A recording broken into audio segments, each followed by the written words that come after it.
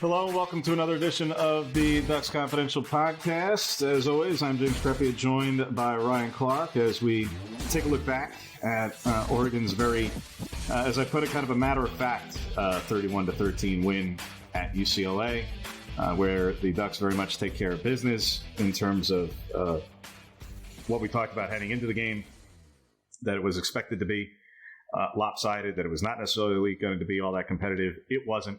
It was lopsided. It was not as close as the final score would indicate. Oregon certainly was in position heading into the half to go up even more than they were at 28-3. Of course, the pick six changes that. That was part of it. The second half, the offense was not clicking in exactly the same kind of way, particularly the first two drives of the half. And then on the last possession, where they just completely eat up the remainder of the clock, the final 6.5 minutes or so, they're able to kneel it out basically in the red zone. So they didn't have to put on any more, even if they wanted to at that point. So it looks a little bit different by the final score, but I think the only way that you really walk away from it as a fan or even as a neutral observer, particularly jaded about the entire affair, would be if you had a vested interest based on the line. Other than that, which was hilariously brought up on the broadcast, yes. Which is kind of a dark portend if you subscribe to that. But at that point, if you were still watching at 1:00 in the morning Eastern, hey, you got to call it what it is. That's sicko territory, unless it is your job to be watching that game as it was for the two of us. So yeah, that definitely got sideways, particularly as the latter portion of that one kept going. But again, none of it was unexpected by way of the overarching result, the final score, the manner in which Oregon handled business, and really, statistically speaking, in virtually every category. I say, if you want to wax poetic and go on and on and on about the pick six, yeah, it wasn't a good throw. All right. And it's Dylan Gabriel's first interception of the season. It is costly, and that is literally costly on the scoreboard. And it comes into the hands of Brian Addison. So, there's that added element of things per se. But short of that, I don't know if you're a Ducks fan, what you could be particularly negative about and apoplectic about in this game, where the defense allows 172 yards on 48 plays.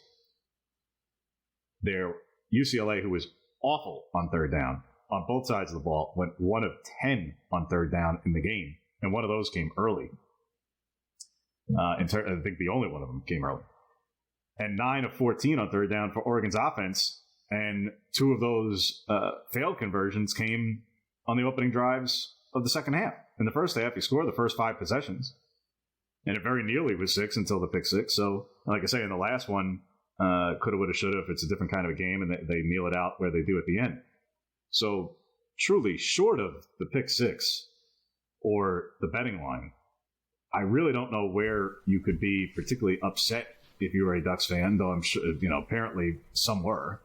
That to me was an all-around, just matter-of-fact performance. It wasn't one that you're going to remember for any one individual performance, in part because the defense wasn't on the field a whole lot to where somebody on the defense would have something memorable necessarily.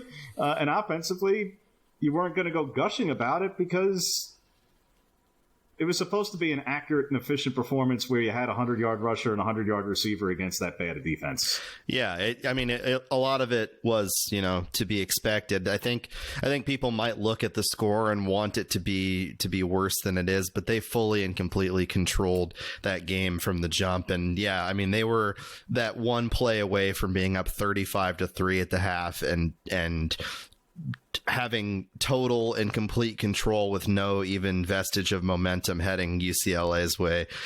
Defensively, obviously, they had an incredible game, only allowing 6 points. The 13, 7 of them coming from that pick six.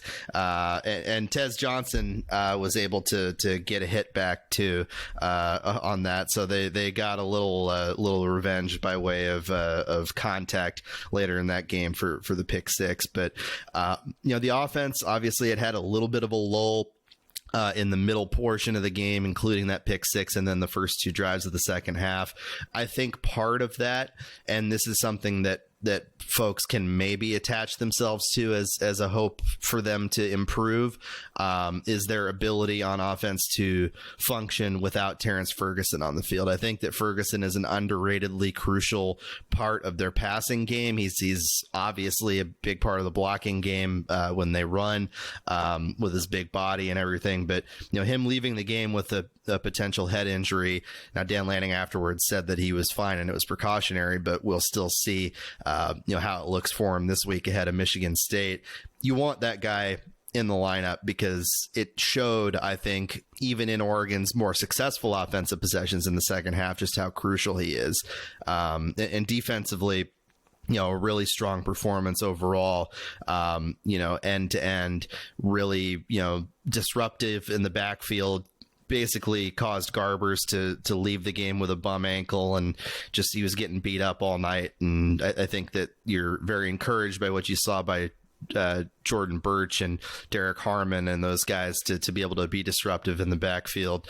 The only part on the defensive side, by way of potential criticisms, I think would be some of the stuff that's lingered over from the Oregon State game, looking at how are Oregon's linebackers, how are their defensive backs closing on the ball in wide spaces? So Bryce Betcher getting into a scenario where he's got to chase down a quick-footed playmaker in the intermediate passing game, or any other of Oregon's linebackers. How are they performing in those situations? There is some soft spots in the zone that I do think that Oregon is going to want to clean up, especially before they play a team like Ohio State, who has just obviously a stable of incredible playmakers. So I thought that the linebacking core as a whole actually probably had its best game, top to bottom. Oh yeah, overall for sure. Some of that I think was that Jeff Bossa was. Apparently, from what they were telling Fox, at least heading into the game, that he was in his best spot, maybe all season, certainly since the opener, but if not all season. Combined with, as we've seen for a couple of weeks now, in part with Bossa limited, he wasn't just limited to third down in this past game where he was against Oregon State, but we've seen for several weeks now that both Bryce Betcher and Devin Jackson, credit to both of them. Betcher, you saw the production last year, but once other guys started coming along, particularly once Jacobs was out there in the second half of the season, his opportunities went down. Well, now, in part out of necessity and in part because he's earned it, you're seeing Betcher in a more prominent role, even with other guys healthy. And now with Bossa, limited again the past couple of weeks, you've seen Betcher not just out there, but doing well. Obviously played terrific against Oregon State, backed it up again with another good performance and an interception. Yeah, in this one. He's been their defensive MVP, I think, honestly, so far this season, save for maybe some of the play of Mateo Uiagalelei in the backfield and getting sacks and everything. Brandon Johnson having some good games in the secondary. He's been the guy. He's been the straw that stirs the drink so far, I think. From a production standpoint, yeah, but in terms of just raw statistic of certainly tackles, but I would pick a few others before him, to be quite honest. One, Birch has been absolutely a game wrecker and has been the whole time. Hardly a surprise. Harmon has been a game wrecker. Also not a massive surprise. Johnson started off the year nicer. This past game, he was hardly looked at all. And same thing with Jabbar Muhammad, who has had a not just terrific start, but wrote about it in the takeaways from this one, where you look at the box score, you are completely missing the point. Your CB1, you don't want your CB1 thrown at. And he wasn't. he wasn't. Yeah, they're avoiding him like breakups. That was it. When they threw his way, it ended up on the ground. That was the end of the story. They did not even look his direction almost the entire night, and that's for good reason. So bad teams, no, they cannot even look his way, and that's what you want as a fan in general from your elite cornerback. Because the only way you're going to feel resoundingly confident and to feel like you can go toe-to-toe with Ohio State and Jeremiah Smith and the rest of that receiving core, Emeka in particular, who's off to a nice start. The only way you feel like you can go toe-to-toe and man-for-man with those guys is if your CB1 is that level of player. And Oregon has had that level of CB1 the past 2 years. And you felt like you were getting that with Jabbar. And so far, he's gotten off to that kind of a start. He's productive the first few games. He had plenty of PBUs, was really good in coverage, good in press, good going across the field, all those things. Here, UCLA basically said, we're not even going to bother looking that way. And they went after Nico Reed a lot early on and threw in his direction a lot. And so that's where some of his production comes from. And that's not picking on Nico in terms of whether he played good, bad, or otherwise. It's just they were going after him because they're just saying, we are not going to throw at Jabbar Muhammad tonight. And they didn't. Like I say, the 2 times they did, he broke up passes. That was it. That was the entirety of it.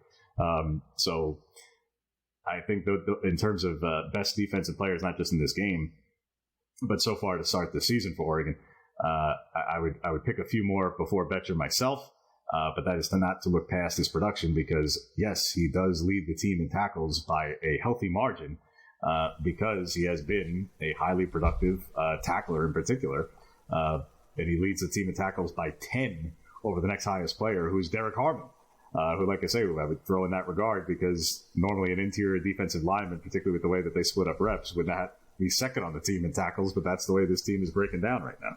Yeah, and I think the emotional leadership thing definitely factors in for Betcher too. When I think about it, I agree with you on Muhammad being really dominant and being the type of player that they expected him to be. Just because he's not getting the picks doesn't mean, and if anything, it's a greater sign that they're not even thinking about throwing towards him through these first few games. But Harmon's been incredibly disruptive. I think he's been everything that they've wanted, and that's been great against these teams they've played these first 4 weeks.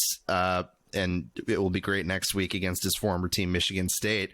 But it is going to be especially important against Ohio State and against Michigan and these teams that, have these more formidable offensive lines and run games, that you're going to need a guy like that to continue to be that level of productive if you want to win that game.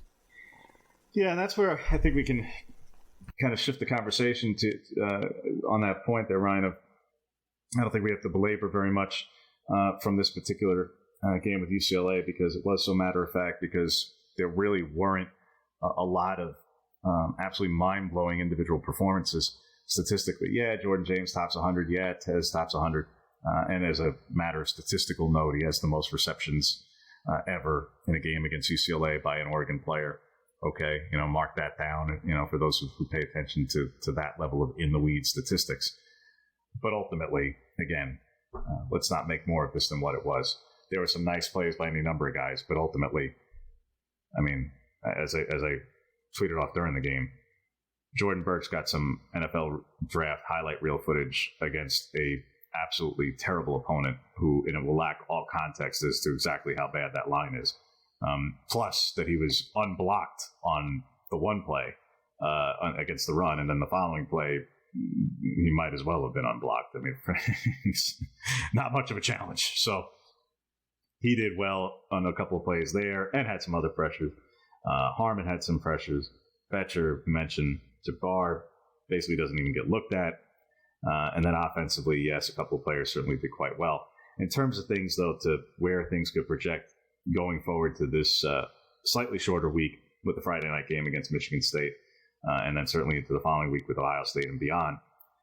I think one of the things offensively, not only because of the injury to Terrence Ferguson, which we hope is, as Dan Lanning said, a precautionary thing, and that he could be back, on Friday night, and hopefully with no lasting effects or anything, any issues from that.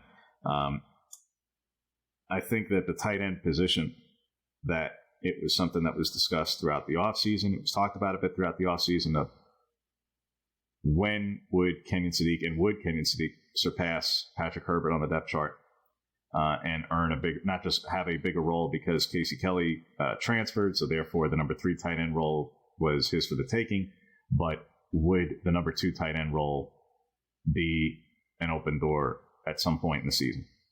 And entering the season, was steadfast in the position that until he had displayed it in more games, that Sadiq would be behind Herbert, and he has been to this point, because you're talking about a 60-year senior, one of only 2 60-year seniors on this team who've been here the entire time, the entirety of their careers.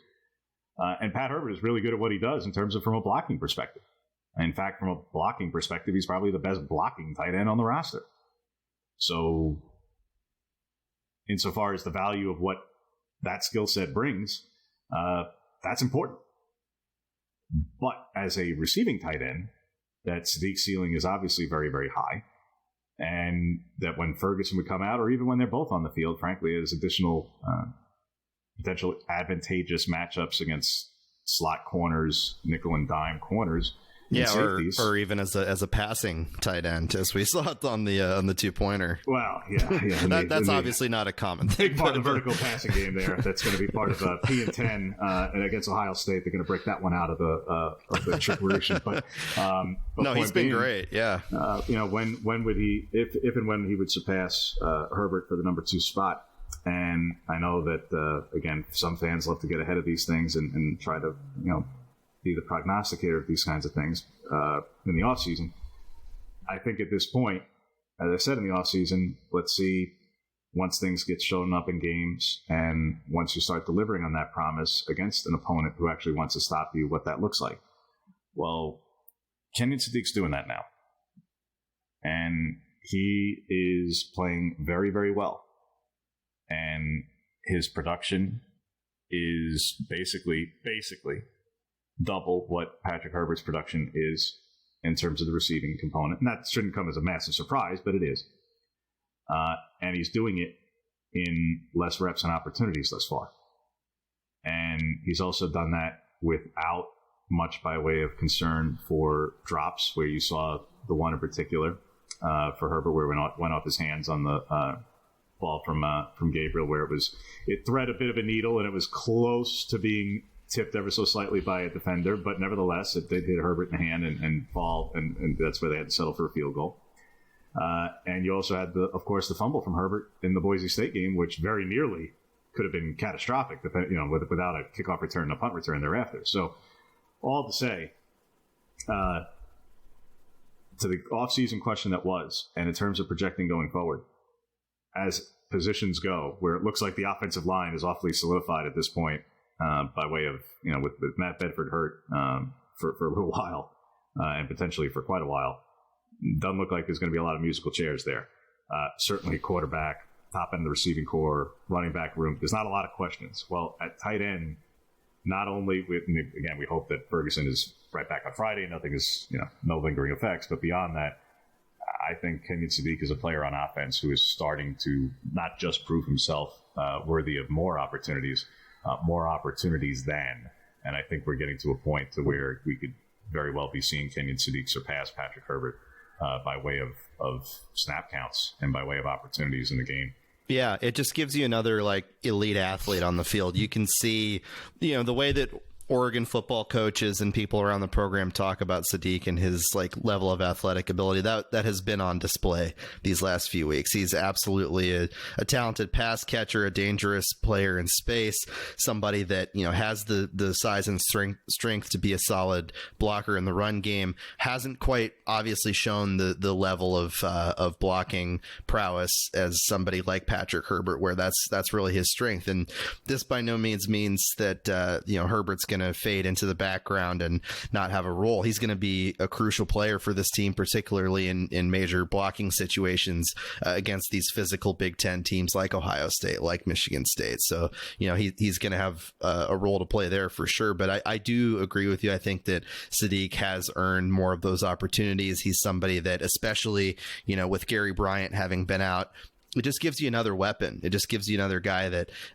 is an elite athlete that you can toss the ball to, that you can, hand it off to, as they have on reverse plays, and, be creative with how you use him, because, having more of those guys is going to always be an asset. And I'm sure that a team like Ohio State is going to scout hard against a guy like that, because he's the type of player that, if you're Oregon, you want to utilize as a sort of surprise type of guy in certain, offensive situations. But otherwise, yeah, I do think that you touched on the offensive line, having that solidified starting five that for the last couple of games has been superb, that has been, everything that they've wanted them to be, has protected Dylan Gabriel, has given him the time to make some terrific throws downfield, including that one to Tez, the 52-yard touchdown in this game, which I think was the prettiest throw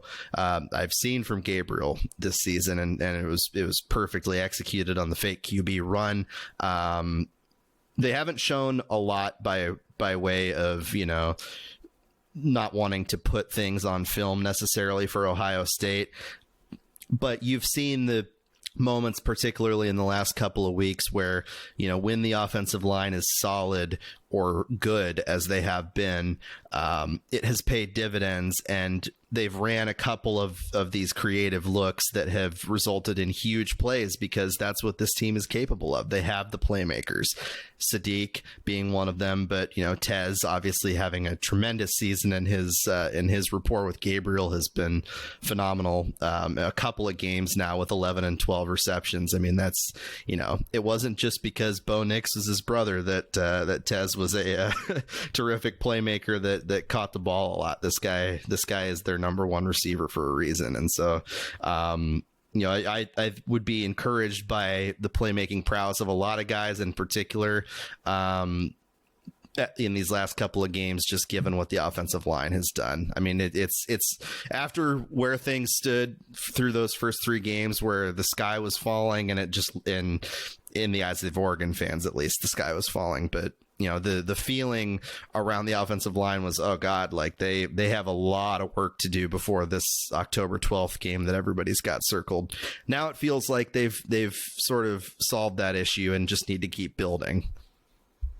They have shored it up enough, but these last two opponents were not the litmus test by which to judge. Now I will say UCLA's defensive front, specifically, maybe its entire front seven, I would still kind of lean Boise State myself, in terms of talent. I really would. Top to bottom, if I had to go through all seven guys, I probably would still lean Boise State because it's two linebackers plus its one edge guy are still probably better, almost definitely better than in Toya and the rest of UCLA's front seven. But that said, in terms of just physicality and depth of talent and the like, yeah, I mean, again, is UCLA better than Oregon State? Yeah. Does that mean anything? Well, probably not, in terms of really judging and assessing an offensive line's play. So I say, look, when the bar was low by way of you could basically only meet expectations, or if they had allowed sacks or a whole bunch of pressure, you'd really be freaking out. These two opponents were what they were. You shored things up. You didn't allow much by way of pressure. Even when Medrano got through on the one pressure, it didn't mean anything because Gabriel broke off one for a run there. So it was a non-issue. But for the most part, like I say, the O-line has done well these last two games. But I would stop short of calling it superb because the opponents were what they were. There simply was not a player that was going to be a force to be reckoned with, or a player who'll be playing on Sundays at a particularly high level by which to go against. Whereas, again, in the games that are going to matter, that are going to define this season, those teams, those defenses are going to be littered with those caliber of players. So these are not the litmus test by which to make those grand proclamations, other than things are better than they were the first two games. But I would definitely stop short of saying that it's been solved entirely just yet. I think, frankly, that we'll have a little bit of a better idea against Michigan State, even though they have not been exactly dominant in their own way. Start off the year 3-0, drop the last two, not exactly a stunner, the way things have unfurled thus far for Jonathan Smith and the Spartans. But they're in a different kind of a rebuild than UCLA, given the timing, given how much talent he was able to bring with him from Oregon State by comparison to Deshaun Foster staying from inside the house, but you're not bringing guys with you. You're just talking about retention at that point and getting guys out of the portal that you could at the timing that you did. Here, Michigan State comes in with, yes, a rebuilding and rebuilt roster, reshaped roster, but still just not quite there. There are certain areas statistically that they are very much what you would expect of a Jonathan Smith team, and there's certain areas where they're not. Frankly, defensively, I think they might be ahead of schedule because of certain categories where they've done quite well. They've actually created quite a good amount of disruption, TFL, sacks. Run defense is okay, and scoring defense is pretty good. Under 20 points a game. Off to a nice start there. Offensively, the bread and butter of a Jonathan Smith offense, of course, built on the run and power run and offensive line play and the like. That just is not quite there just yet for this team at all. Right now they're averaging 132 rushing yards per game, and that would be far and away the lowest of a Jonathan Smith head coach team. And you go, well, that's not necessarily a huge sample size. But remember, Jonathan Smith's first year in Corvallis was not exactly a vaunted roster. So they leaned into the one strength that they had, even on a very bad team in terms of talent. Here, this Michigan State team absolutely has more talent than that Oregon State team may have had back in 2018. But in terms of the offensive identity that many Oregon fans would be familiar with from his time there, and many Oregon State fans will obviously not just be familiar with, will probably be paying attention to on this Friday night for those who may be watching or even attending the game. I'm sure just wish Jonathan nothing but success in East Lansing. There might be some unity there. Honestly, this is a discussion point that folks might get into this week. But there might be a little orange and black in that crowd, like legitimately. If nothing else, wearing his old clothing.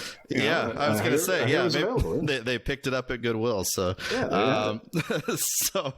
Look, I think that there might be a little hand holding between the Ducks and Beavers this week, despite the feelings of a couple of weeks ago. I mean, shoot, this is one where they are feeling their feelings about how things went down with Jonathan Smith. So I get it. I get it because fans are fans, but I really don't. But be that as it may, the idea that they are the uber strong run team that you've come to know from his days at Oregon State, and even frankly going back to his time as coordinator at Washington. That just has not been established just yet at Michigan State, like I say. Now, again, part of that is you have a quarterback in Aiden Childs who's a little bit more ability in that regard, and part of that is they just don't have the most talented running back room to operate with just yet. Not that they're bad, they're not woeful, they're not UCLA, where that's just not a component of their offense at all. I mean, that was, my goodness, that was bad. But they're just not the grind it with 2 and 3 tight ends and run between the tackles style of offense that you came to see from the Beavers for all those years with Jonathan Smith and Corvallis. That is not what this Michigan State team is. No, it isn't. And we saw that with the Beavers this year, and we saw them, able to find success with Giovanni McCoy and the running backs next to him. Like it was a proof of concept of what I think the identity that Smith left behind was, and that Trent Bray is trying to sort of maintain in Corvallis. But yeah, this Michigan State team doesn't have that, and I think that's obviously a major advantage for the Ducks, and will allow them opportunity to put together a similar defensive performance as they had against UCLA. I think it'll be a tangibly harder task just because of comparing Childs to Garbers. I think Childs is a more dynamic player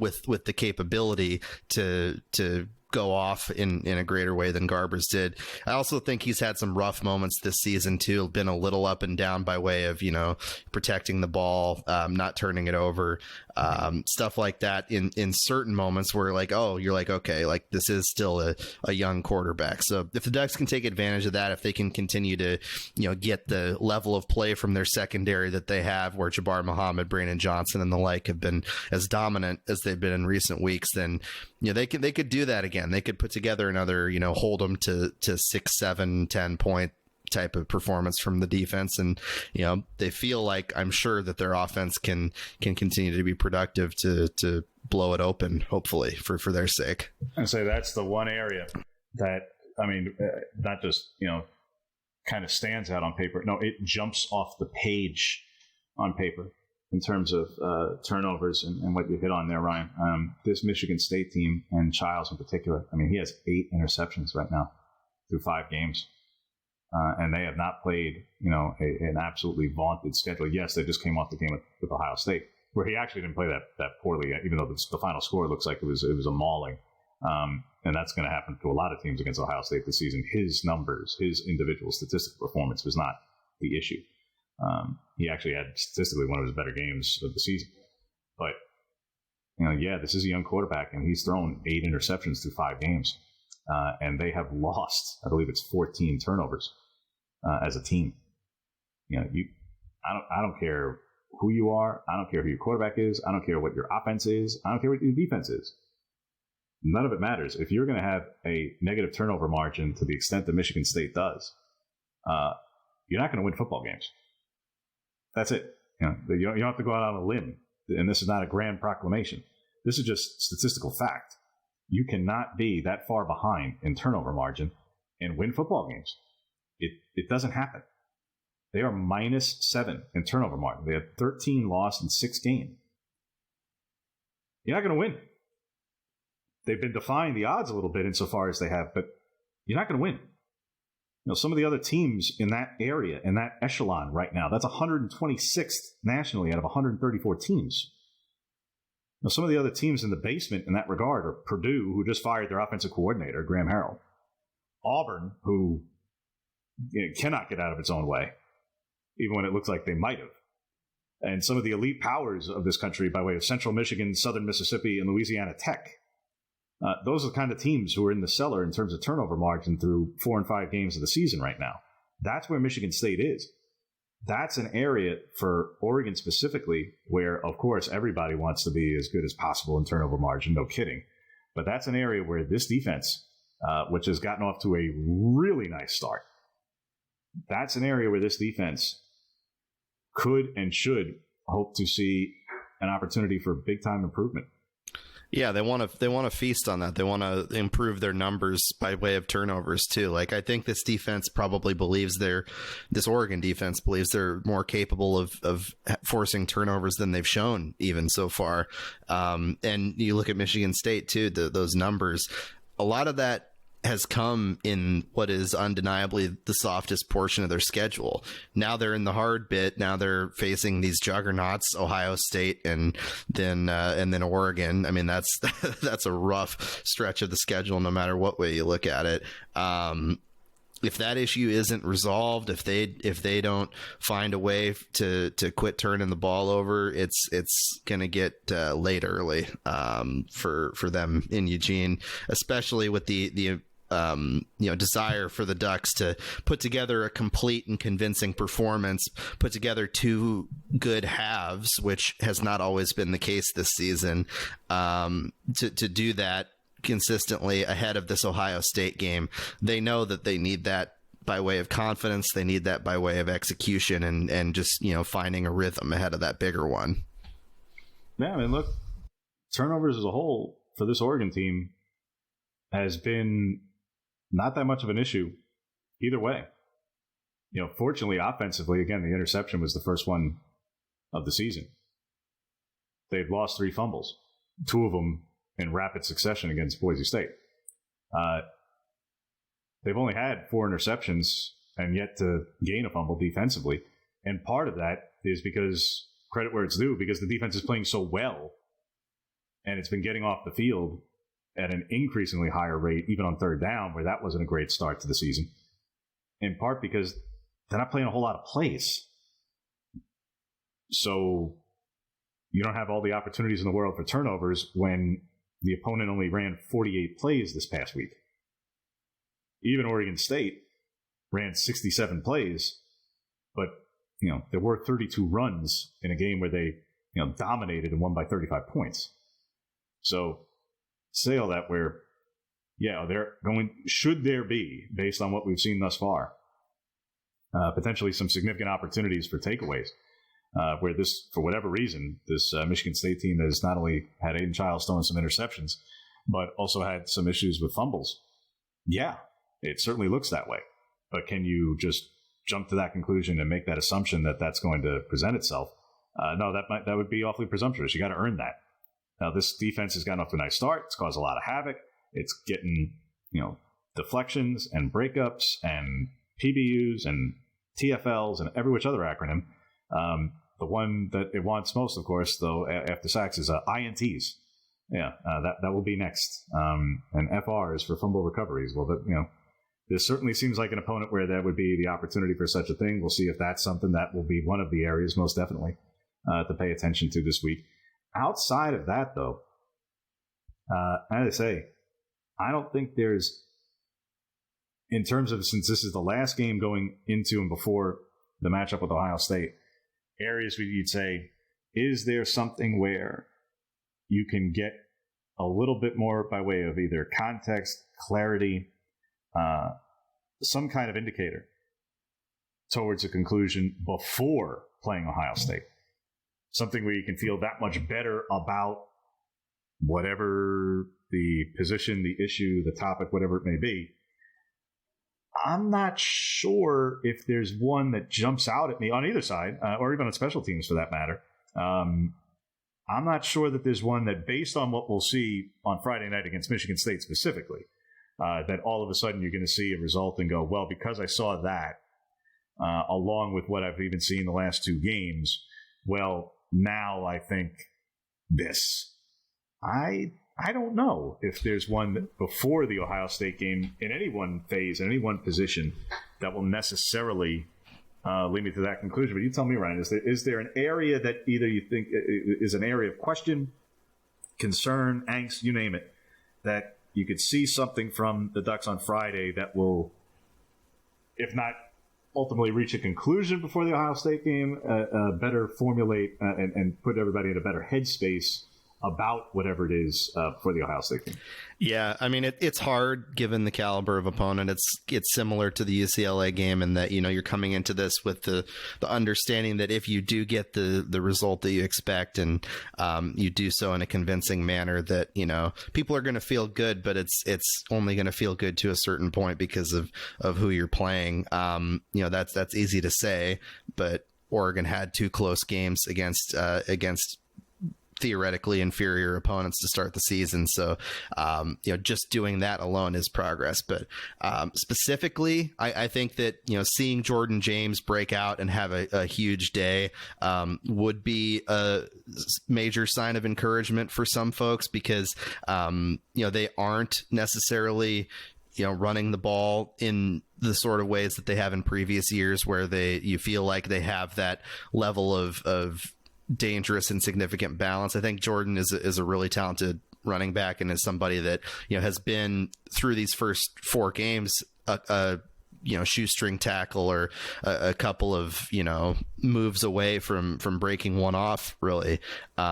He's still, to me, unquestionably their number one guy and somebody that, can allow your offense to have that balance. But, you don't want to set yourself up going into Ohio State where they force you to prove that you can really run the ball against their, menacing front seven. So if you can get a game against Michigan State where a guy like Jordan James or Noah Whittington just totally go off, you can feel a little more confident that you can, have a more balanced attack against the Buckeyes.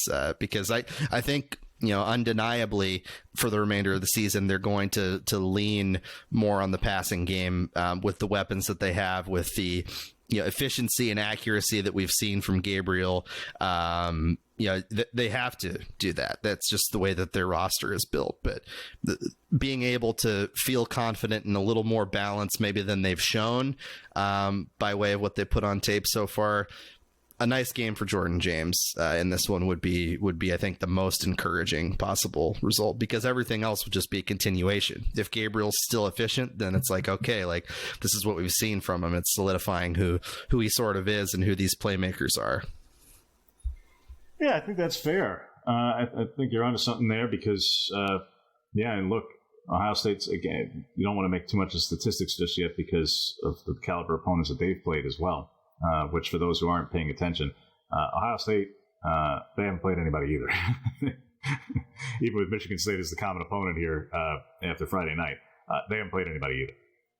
And perhaps, their matchup with Iowa, which is undoubtedly the most difficult, not only of their schedule to date, will be the most difficult opponent that either team has played to date as a collective team. But be that all as it may, their run defense is really something. Whether or not they're legitimately the number 3 run defense of the country or not, time will tell. The smaller sample versus the larger sample as the season goes on, we'll get a better indicator. Again, I'm not making that grandiose proclamation about where they are now versus where they'll be by the end of the year. I think everybody should have to face Ashton Genty to get the truth. That's part of it. Is for instance, Ole Miss is the number 1 run defense of the country. Well, Ole Miss was number 1 in a lot of statistics heading into this past weekend, and lo and behold, perhaps they're not number 1 in everything, because when you play as weak a schedule as they have, maybe the stat padding went just a wee bit too far.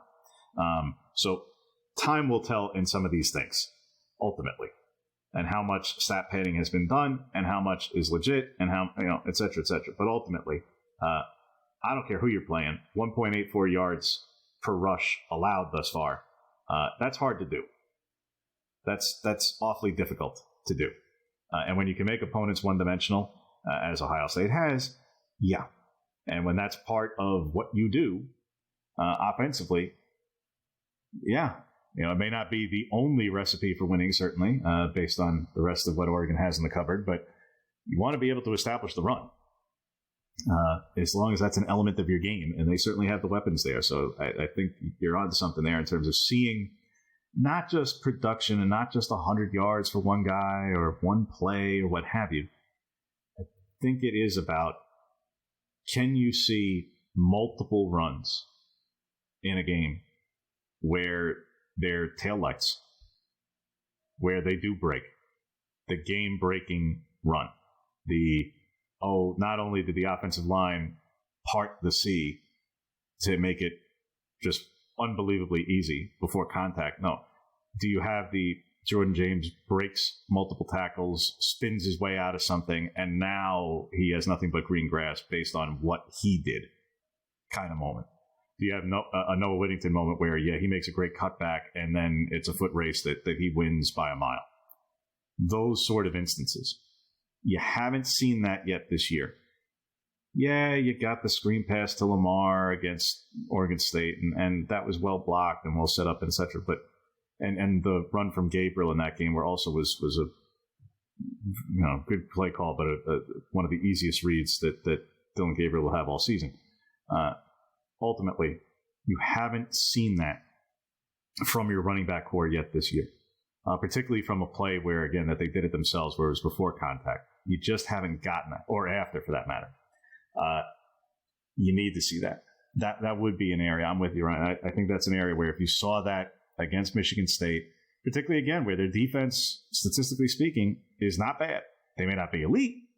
They may not be the level of talent of Ohio State.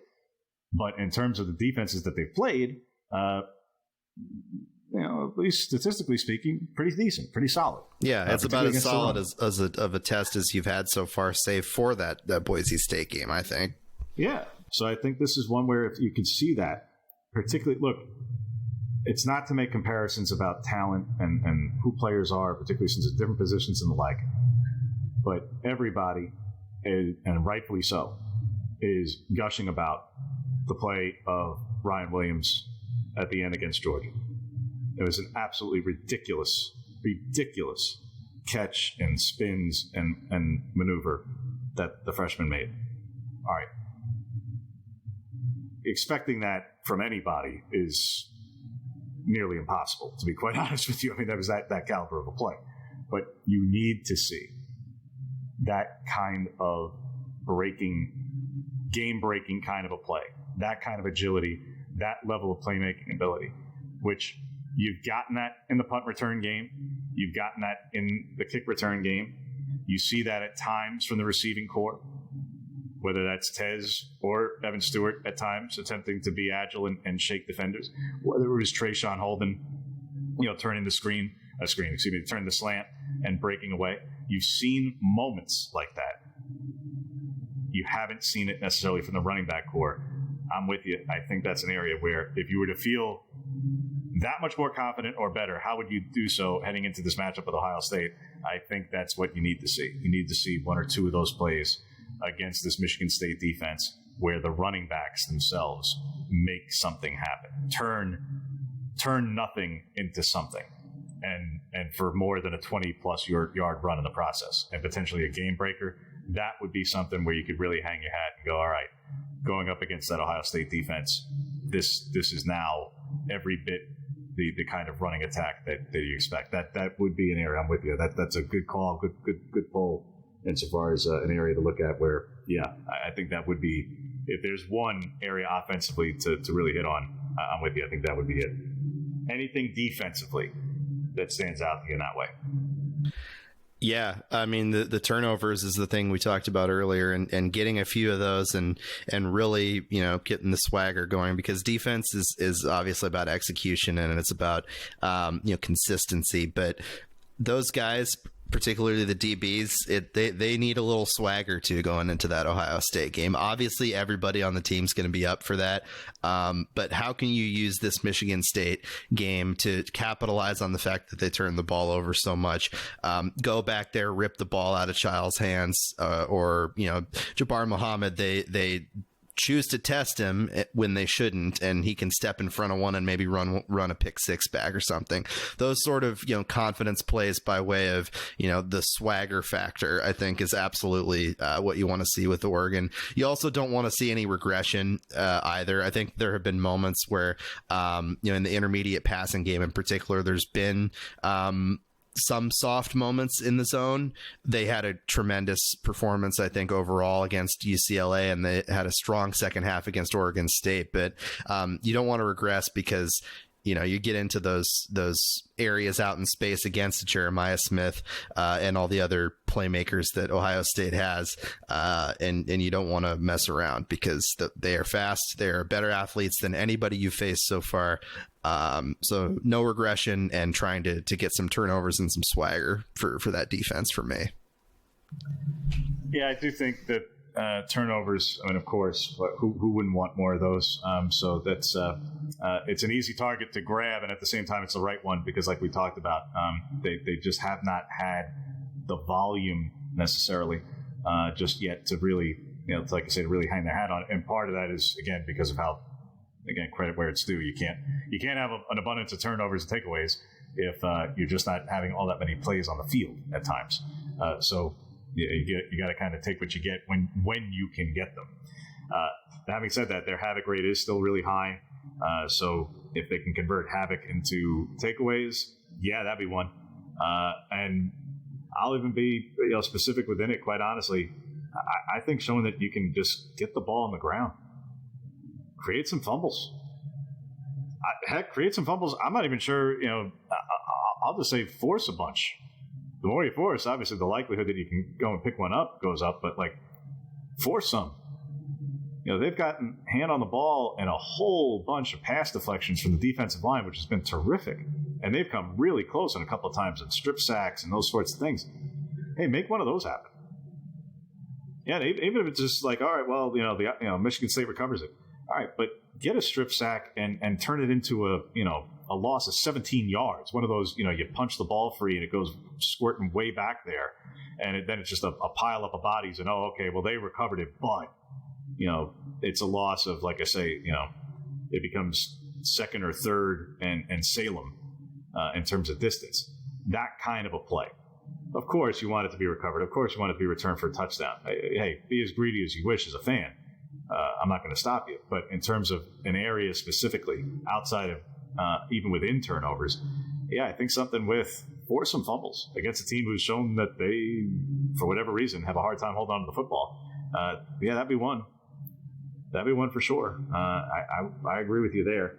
Otherwise, I think with, again, kind of in the weeds here, but I think showing CB1 to me is clear. And they've kept the lid on the coverage all season very, very nicely. Heck, they did it all year last year, with the exception of the two games against Washington. So I think the secondary is better than it was a year ago. I think it's showing that it's better than it was a year ago, top to bottom. I think Muhammad's gotten off to a great start. you know what? I'd like to see a little bit better out of the second corner spot. And that's not picking on anybody, one in particular. Nico started this past game. I thought he actually played pretty decently. At times, he was getting picked on, and that's what it is. Sometimes there was free access, and there was completion and some yards gained. Yes, there was. And Dante Manning is also starting. He's also played. And he played in this past game, too, and that's rotational, and so be it. But don't just show me production, because after all, if they're targeting your side that much more, you're going to have tackles. If we're talking about takeaways, you know what? Yeah. Let it come from that direction. If they're going to be coming at you, if they're going to be throwing at you, if they're not even going to pay attention to Jabbar and just say, to heck with that, we're not going over there. Well, if you know they're going to be coming at you, then show me somebody jump a route and turn it into something. Heck, Bryce Betcher made a nice play on a play very much close to effectively jumping around. Go and do that, specifically within the, like I say, the second corner spot. Let me see that from that group. It doesn't have to be one or the other. Let's see on the side opposite Jabbar Muhammad what that can look like. And like I say, it doesn't have to just be in terms of takeaways. If it is, fantastic. But how about ball production? Also, just more PBUs. And again, you don't know everything within every play of, whether it's zone or man and how much they're allowing them to play off and all those sorts of things. That there's stuff within the game that we're just not privy to. But I think there's some areas there on that side in particular that if there's an area to feel you need to see something in order to feel better about, with the receiving core that Ohio State's going to come in here with, again, Jabbar can't cover everybody. So you need to see more than just tackles, that's for sure. You need to see PBUs. You need to see, you hope, interceptions. You need to see opportunistic play at multiple spots on the defense because, again, we're not making more of what that challenge will be than what it'll be. That is far and away the biggest challenge of the season and what you hope will be potentially multiple times seeing them and other teams of their caliber. If this Oregon team is going to contend for and play for and win a Big Ten championship and contend for and get into the college football playoff and do damage once they're there, they are going to have to be able to go toe-to-toe with vaunted offenses, with elite defenses and elite pass rushers, and teams who are capable of doing what you saw from Alabama and Georgia on Saturday. And that's where I make the reference, like I say, the Ryan Williams play, because, of course, that's it draws the attention that it does, but it's not just about him. But if you're going to go up against, if you're going to go, like I say, if you're going to be to the playoff and try to do damage once you're there, chances are you're going to have to go up against a player like that at some point or another, whether it's literally him or it's Jeremiah Smith or it's whoever. It's an elite receiver. You're going to have to do it. And you're going to need more than one answer and one corner to shut them down. So I'm with you, Ryan. I think turnovers and takeaways as a whole, and I would go specifically, like I say, from the front seven, particularly from the D line. Let's see if they can manage to knock a ball free, either in a strip sack fumble kind of deal, in that capacity, or on the other side of things from the secondary, particularly on the side opposite Muhammad, just more ball production in coverage. I think those are two areas defensively to where we can see something a little bit more. And of course, everybody can talk about health and seeing Boss out there more if he's on his way back, or seeing Terrence Ferguson back in a full capacity and that everything was just precautionary this past week. Those are obvious. It goes without saying you want everybody to be as healthy as possible and the like. So I don't think we need to wade any further into that than just what is standingly obvious. So having said all that, we will certainly get into all things Ohio State next week and really drill into that one because, of course, it's shaping up to be the biggest game in Autzen Stadium history. And I think Ryan may or may not have something onto that topic as we get into next week. But first things first with this week, Michigan State and the rest. For a reminder to everybody, again, make sure to like, subscribe, 5-star review, all the rest for Ducks Confidential and the Oregonian Sports Podcast. That way it goes into your feeds accordingly, and you can hear us each and every week, along with our esteemed colleagues who cover both Oregon State and the Blazers, and every which other topic as well, and Bill Oram and everything that he opines about along the way. And Ryan, for the mailbag and other purposes, how else they can submit questions to you for that on a week-to-week basis? Yeah, busy week for me by way of wedding planning and everything. I will be getting married on Friday. During the Michigan State game, I will be in Newburgh celebrating our wedding. So no mailbag this week, but I know folks are going to be highly anticipating that Ohio State game. So we'll probably have a late week mailbag next week, hopefully on Thursday, to sort of, get people's questions in and hear what they have by way of things they're thinking about for that game. Like you pointed out, potentially biggest game in Autzen Stadium history. So definitely going to look at that and see if there's some other contenders that might hold up to a game of this caliber. It's hard to imagine one with more hype. So that'll be fun to look at. But otherwise, I'll be disappearing after tomorrow to get into the wedding festivities and look forward to being back in time for Ohio State week.